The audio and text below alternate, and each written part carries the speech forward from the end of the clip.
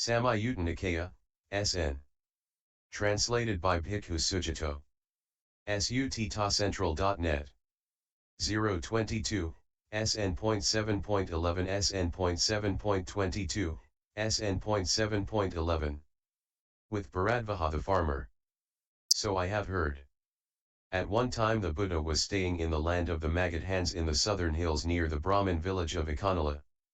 Now at that time the Brahmin Bharadvaja the farmer had harnessed around 500 plows, it being the season for sowing. Then the Buddha robed up in the morning and, taking his bowl and robe, went to where Bharadvaja the farmer was working.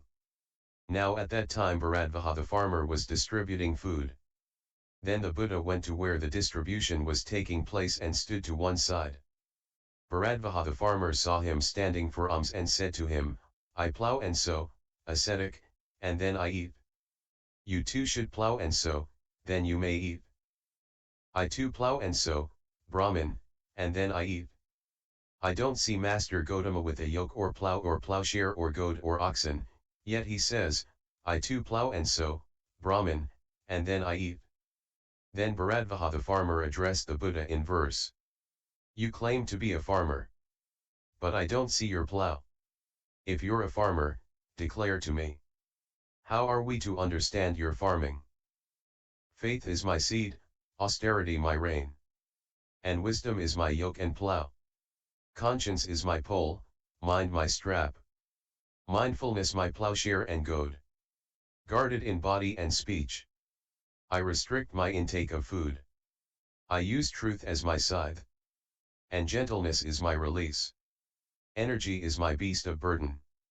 Transporting me to a place of sanctuary. It goes without turning back. To the place where there is no sorrow. That's how to do the farming. That has the deathless as its fruit. When you finish this farming, you're released from all suffering. Eat, Master Gotama, you are truly a farmer. For Master Gotama does the farming that has the deathless as its fruit. Food enchanted by a spell isn't fit for me to eat. That's not the way of those who see, Brahmin. The Buddhas reject things enchanted with spells. Since nature is real, Brahmin, that's how they live. Serve with other food and drink. The consummate one, the great hermit. With defilements ended and remorse stilled. For he is the field for the seeker of merit. When he had spoken, the Brahmin Bharadvaja the farmer said to the Buddha, Excellent, Master Gotama. From this day forth, may Master Gotama remember me as a lay follower who has gone for refuge for life. SN.7.12 with Udaya. At Savatthi. Then the Buddha robed up in the morning and, taking his bowl and robe, went to the home of the Brahmin Udaya. Then Udaya filled the Buddha's bowl with rice. The next day, and the day after that, Udaya filled the Buddha's bowl with rice. But when he had filled the Buddha's bowl for a third time, he said to the Buddha, This insatiable ascetic Gotama keeps coming back again and again. Again and again, they sow the seed, again and again, the Lord God sends rain, again and again, farmers plow the field, again and again, grain is produced for the nation. Again and again, the beggars beg. Again and again, the donors give. Again and again, when the donors have given. Again and again, they take their place in heaven. Again and again, dairy farmers milk, again and again, a calf cleaves to its mother, again and again, oppressing and intimidating, that idiot is reborn again and again. Again and again, you're reborn and die. Again and again, you get carried to a charnel ground. But when they've gained the path for no further rebirth, one of vast wisdom is not reborn again and again. When he had spoken, the Brahmin Udaya said to the Buddha, Excellent, Master Gotama. From this day forth, may Master Gotama remember me as a lay follower who has gone for refuge for life. SN.7.13 with Devahita. At Savatthi. Now at that time the Buddha was afflicted by winds. Venerable Upavana was his carer. Then the Buddha said to Upavana, Please, Upavanna, find some hot water for me. Yes, sir, replied Upavanna. He robed up, and, taking his bowl and robe, went to the house of the Brahmin Devahita, and stood silently to one side. Devahita saw him standing there and addressed him in verse. Silent stands the master, shaven, wrapped in his outer robe. What do you want? What are you looking for? What have you come here to ask for? The perfected one, the holy one in the world. The sage is afflicted by winds. If there's hot water, give it to the sage, Brahmin. I wish to bring it to the one who is esteemed by the estimable, honored by the honorable, venerated by the venerable. Then Devahita had a man fetch a carrying pole with hot water. He also presented Upavanna with a jar of molasses. Then Venerable Upavanna went up to the Buddha and bathed him with the hot water. Then he stirred molasses into hot water and presented it to the Buddha. Then the Buddha's illness died down. Then the Brahmin Devahita went up to the Buddha, and exchanged greetings with him. When the greetings and polite conversation were over, he sat down to one side, and addressed the Buddha in verse. Where should you give an available gift? Where is a gift very fruitful? How does one who is donating ensure the success of their religious donation? One who knows their past lives, and sees heaven and places of loss, and has attained the ending of rebirth. That sage has perfect insight. Here you should give an available gift. What's given here is very fruitful. That's how a sponsor of sacrifices ensures the success of their religious donation. When he had spoken, the Brahmin Devahita said to the Buddha, Excellent, Master Gotama. From this day forth, may Master Gotama remember me as a lay follower who has gone for refuge for life. SN.7.14 A well-to-do Brahmin at Savatthi. Then a certain well-to-do Brahmin, shabby, wearing a shabby cloak, went up to the Buddha, and exchanged greetings with him. When the greetings and polite conversation were over, he sat down to one side. The Buddha said to him, Brahmin, why are you so shabby, wearing a shabby cloak? Master Gotama, I have 4 sons. At their wives' bidding they expelled me from my house.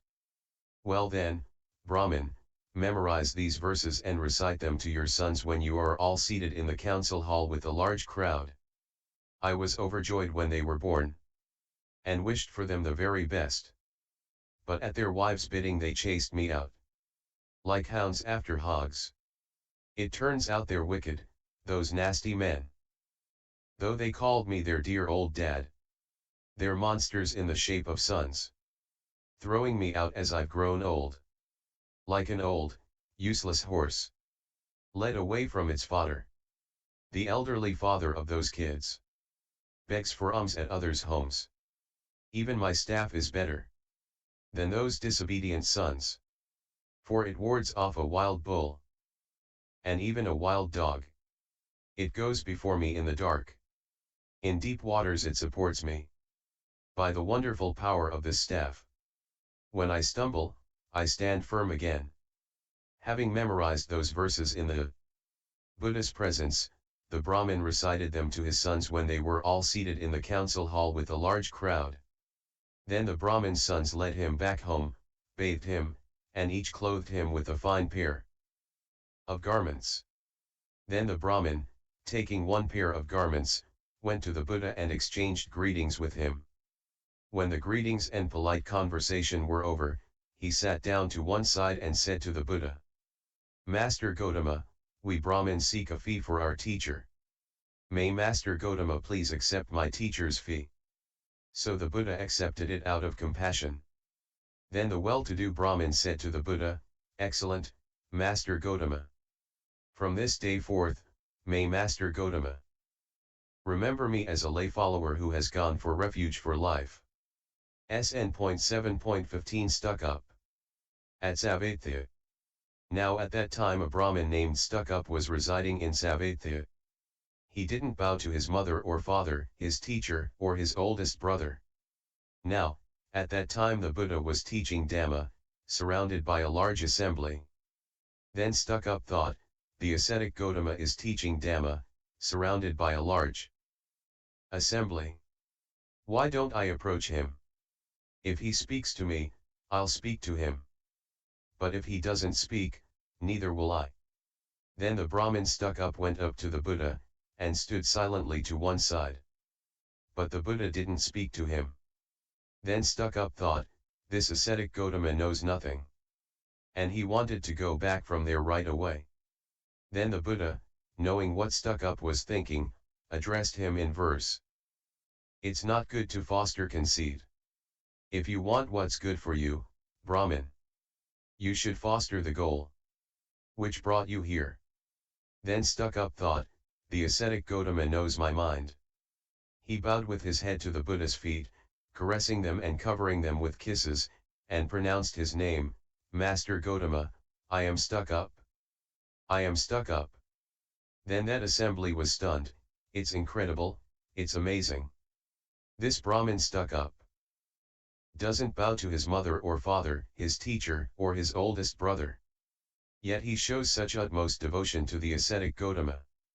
Then the Buddha said to the Brahmin stuck-up, enough, Brahmin. Get up, and take your own seat. For your mind has confidence in me. Then stuck-up took his seat and said to the Buddha, regarding whom should you not be conceited? Who should you respect? Who should you esteem? Who is it good to venerate properly? Your mother and father. And also your oldest brother. With teacher as fourth. Regarding these you should not be conceited. They are who you should respect. They are who you should esteem. And they're who it's good to venerate properly. And when you've humbled conceit, and aren't stuck up, show supreme reverence for the perfected ones, cooled. Their task complete, free of defilements.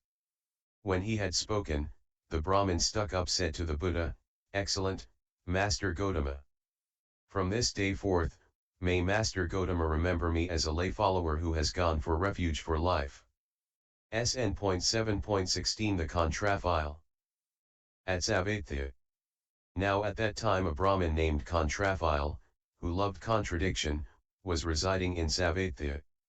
Then Contrafile thought, why don't I go to the ascetic Gotama and contradict everything he says? At that time the Buddha was walking meditation in the open air. Then the Brahmin Contrafile went up to the Buddha, and said to him as he was walking meditation, ascetic, preach the Dhamma. Fine words aren't easy to understand. By a lover of contradiction, whose mind is tainted and full of aggression. But when you've dispelled aggression, and your suspicious mind, and you've got rid of resentment, then you'll understand fine words. When he had spoken, the Brahmin Contrafile said to the Buddha, excellent, Master Gotama. Excellent. From this day forth, may Master Gotama remember me as a lay follower who has gone for refuge for life. SN.7.17 The Builder. At one time the Buddha was staying in the land of the Kosalans in a certain forest grove. Now at that time the Brahmin Bharadvaja the builder was doing some building work in that jungle thicket. He saw the Buddha sitting down cross-legged at the root of a certain sal tree, with his body straight, and mindfulness established right there. Seeing this, it occurred to him, I enjoy doing this building work here in the jungle. I wonder what the ascetic Gotama enjoys doing. Then Bharadvaja the builder went up to the Buddha and addressed him in verse. What kind of work do you do? As a mendicant in the sal jungle? How do you find enjoyment? Alone in the wilderness, Gotama. There's nothing I need to do in the jungle. My jungle's cut down at the root, it's withered away. With jungle cleared and free of thorns. I enjoy being alone in the jungle, having given up discontent. When he had spoken, the Brahmin Bharadvaja the builder said to the Buddha, excellent, Master Gotama. From this day forth, may Master Gotama remember me as a lay follower who has gone for refuge for life. SN.7.18 Collecting firewood. At one time the Buddha was staying in the land of the Kosalans in a certain forest grove. Then several youths, students of one of the Bharadvaja Brahmins, approached a forest grove while collecting firewood. They saw the Buddha sitting down cross-legged at the root of a certain sal tree, with his body straight, and mindfulness established right there. Seeing this, they went up to Bharadvaja and said to him, "Please sir, you should know this. In such and such a forest grove, the ascetic Gotama is sitting down cross-legged, with his body straight, and mindfulness established right there." Then Bharadvaja together with those students went to that forest grove where he saw the Buddha sitting down cross-legged, with his body straight, and mindfulness established right there. He went up to the Buddha and addressed him in verse. "Deep in the jungle so full of terrors, you plunged into the empty, desolate wilderness. Still, steady, and graceful, how beautifully you meditate, mendicant. Where there is no song or music, a lonely sage resorts to the wilderness. This strikes me as an amazing thing, that you dwell so joyfully alone in the jungle. I suppose you wish to be reborn in the company of the Supreme Sovereign of the Heaven of the 33. Is that why you resort to the desolate wilderness? To practice austerities for attaining Brahma? Any wishes and hopes that are always attached to the many and various realms? The yearnings sprung from the root of unknowing. I've eliminated them all down to the root. So I'm wishless, unattached, disengaged, amongst all things, my vision is clear. I've attained the state of grace, the supreme awakening. I meditate alone, Brahmin, and self-assured." When he had spoken, Bharadvaja said to the Buddha, "Excellent, Master Gotama. Excellent. From this day forth, may Master Gotama remember me as a lay follower who has gone for refuge for life." SN.7.19 The Brahmin who provided for his mother. At Savatthi. Then a Brahmin who provided for his mother went up to the Buddha, and exchanged greetings with him. When the greetings and polite conversation were over, he sat down to one side and said to the Buddha, "Master Gotama, I seek alms by legitimate means, which I use to provide for my mother and father. In doing so, am I doing my duty?" "Indeed, Brahmin, in so doing you are doing your duty. Whoever seeks alms by legitimate means, and uses them to provide for their mother and father makes much merit. A mortal provides for their mother and father by legitimate means, because they look after their parents like this. They're praised in this life by the astute, and they depart to rejoice in heaven." When he said this, the Brahmin who provided for his mother said to the Buddha, "Excellent, Master Gotama. Excellent. From this day forth, may Master Gotama remember me as a lay follower who has gone for refuge for life." SN.7.20 A beggar. At Savatthi. Then a begging Brahmin went up to the Buddha, and exchanged greetings with him. When the greetings and polite conversation were over, he sat down to one side and said to the Buddha, "Master Gotama, both you and I are beggars. What, then, is the difference between us? You don't become a beggar just by begging from others. Someone who has accepted domestic responsibilities has not yet become a mendicant, but one living a spiritual life, who has shunned both good and bad. Having considered, they live in this world. That's who's called a mendicant." When he had spoken, the begging Brahmin said to the Buddha, "Excellent, Master Gotama. Excellent. From this day forth, may Master Gotama remember me as a lay follower who has gone for refuge for life." SN.7.21 With Sangharava. At Savatthi. Now at that time there was a Brahmin named Sangharava staying in Savatthi. He practiced purification by water, believing in purification by water. He lived committed to the practice of immersing himself in water at dawn and dusk. Then Venerable Ananda robed up in the morning and, taking his bowl and robe, entered Savatthi for alms. He wandered for alms in Savatthi.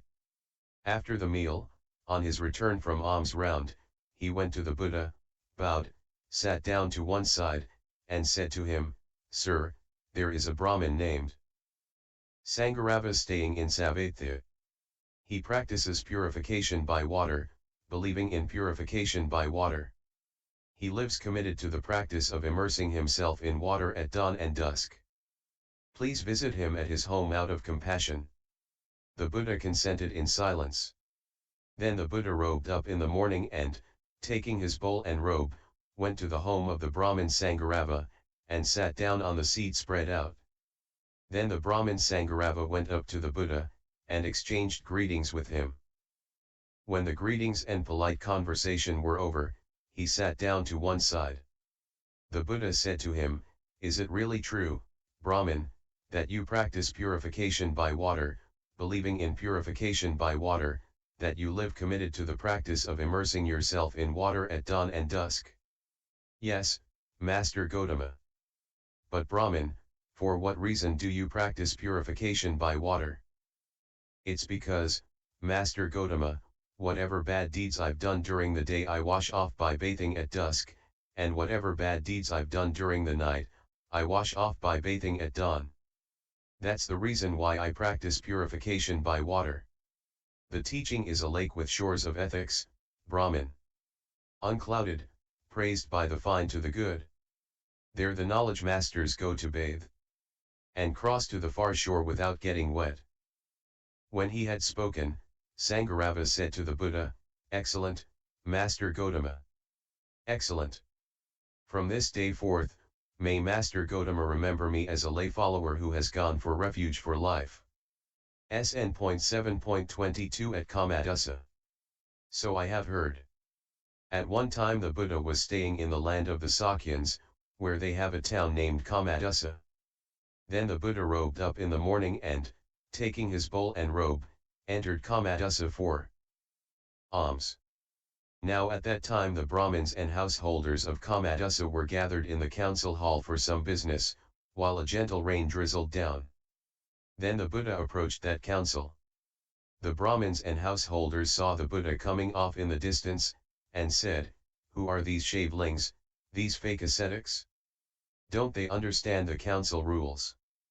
Then the Buddha addressed the Brahmins and householders of Kamadasa in verse. "If good people are not present, it is no true council. And those who speak against principle are not good people. Having given up greed, hate, and delusion, speakers of principle are good people." When he had spoken, the Brahmins and householders of Kamadasa said to the Buddha, "Excellent, Master Gotama. Excellent." As if he were righting the overturned, or revealing the hidden, or pointing out the path to the lost, or lighting a lamp in the dark so people with good eyes can see what's there. Master Gotama has made the teaching clear in many ways. We go for refuge to Master Gotama, to the teaching, and to the mendicant Sangha. From this day forth, may Master Gotama remember us as lay followers who have gone for refuge for life. The linked discourses with Brahmins are complete. End SN.7.11-SN.7.22.